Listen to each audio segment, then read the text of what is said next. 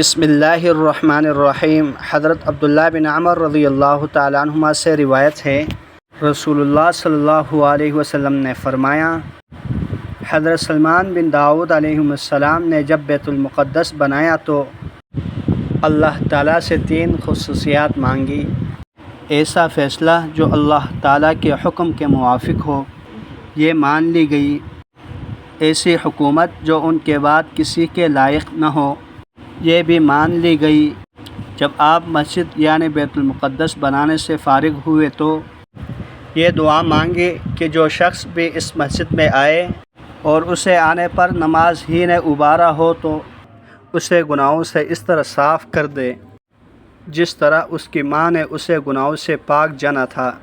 حضرت ابو سعید خدری رضی اللہ تعالیٰ عنہ سے روایت ہے کہ 2 آدمیوں کا اس مسجد کے بارے میں اختلاف ہو گیا، جس کی بنیاد شروع دن سے تقویٰ پر رکھی گئی ہے۔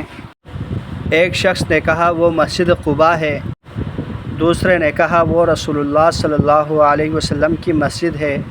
رسول اللہ صلی اللہ علیہ وسلم نے فرمایا، وہ میری مسجد یعنی مسجد نبوی ہے۔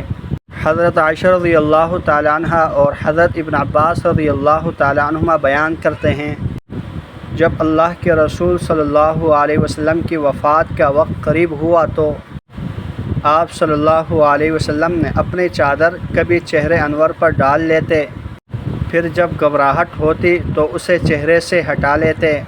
اسی حالت میں آپ صلی اللہ علیہ وسلم نے فرمایا، اللہ کی لعنت ہو یہودیوں اور عیسائیوں پر جنہوں نے اپنے انبیاء کی قبروں کو مسجدیں بنا لیا۔